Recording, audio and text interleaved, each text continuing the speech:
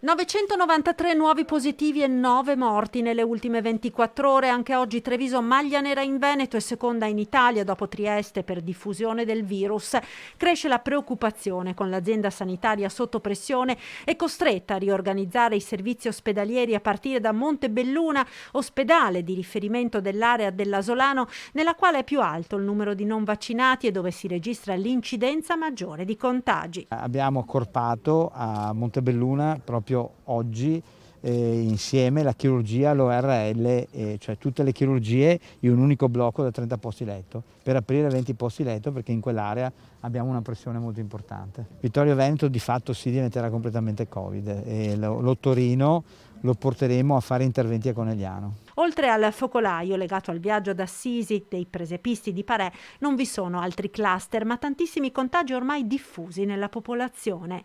Le positività si stanno spalmando su tutto il territorio, sono legate ancora, continuo a dire, alle scuole purtroppo che sono un po' il vettore importante, ma dopo anche piccoli microfocolai aziendali. E proprio per arginare il rischio di contagio tra i propri dipendenti, l'USL 2 ha vietato momenti di convivialità intralavorativi come brindisi o aperture di panettoni tra colleghi ed ha sconsigliato anche quelli extralavorativi come le cene aziendali. La circolare interna è stata diffusa su una chat Novax di Telegram con numerosi commenti negativi. Lo so che può essere criticata, però lei deve pensare che se i nostri operatori hanno un contagio e vanno in quarantena, si ammalano, chiaramente non possono curare gli altri, quindi è ovviamente un'esigenza che abbiamo portato avanti perché è come dire un atto di servizio verso gli altri. Raccomandazione a prestare attenzione anche in pranzi e cene familiari frequenti nel periodo delle feste. Nel momento in cui facciamo anche cene di Natale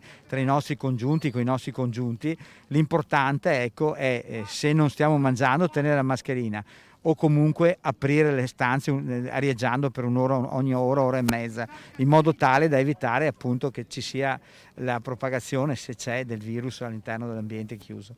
Particolare attenzione soprattutto se nello stesso contesto ci sono bambini ed anziani. Se sono sopra i 6 anni, utilizzare la mascherina comunque e fare possibilmente un tampone. Sarebbe opportuno riuscire a fare un tampone anche di gli autotamponi che si trovano in farmacia, in modo tale da mettere in sicurezza la persona anziana.